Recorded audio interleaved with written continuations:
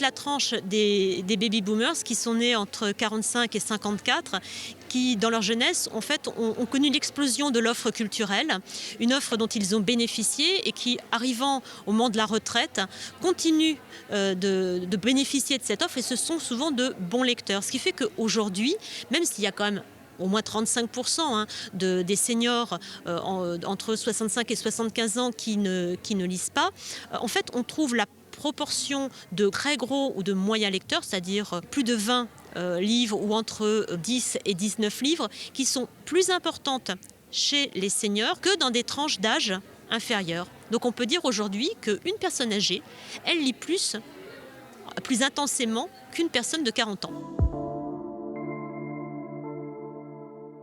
Alors l'accès à la lecture, il est très différent selon d'abord là où vous habitez. Vous avez un merveilleux réseau de lecture publique dans ce pays, 16 000 bibliothèques. Aujourd'hui, on a évoqué le chiffre de plus de 200 bibliothèques en Vendée, un réseau qui s'est beaucoup diversifié. Et aujourd'hui, accéder à une bibliothèque, c'est beaucoup plus facile qu'il y a 20 ans. En revanche, il faut être autonome, il faut pouvoir se déplacer. Donc là, j'ai envie de dire qu'il faut reporter la question sur est-ce qu'une personne peut venir à pied ou est-ce qu'elle peut prendre sa voiture quand elle habite à 10 km de la bibliothèque pour s'y rendre. Ensuite, il y a la question de l'accessibilité, il y a la question des facultés cognitives du lecteur. Et aujourd'hui, en fait, il y a beaucoup de moyens qui se sont développés pour permettre à une personne qui a des difficultés de lecture d'accéder malgré tout aux livres.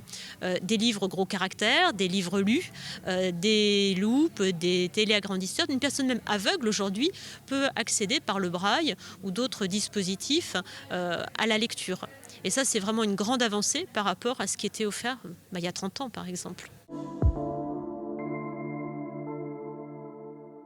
Ça, c'est peut-être aujourd'hui le petit déficit qu'on peut avoir dans les bibliothèques, c'est qu'on se rend compte que les personnes âgées sont sensibles à la lecture, pour elles c'est important, mais dans les politiques d'animation en particulier qui ont été mises en place, parfois elles sont oubliées, parce qu'on est peut-être plus sensible aux enjeux de la jeunesse, des familles, et c'était évoquer ensemble comment leur proposer des collections, des animations plus diversifiées et puis surtout comment créer des partenariats.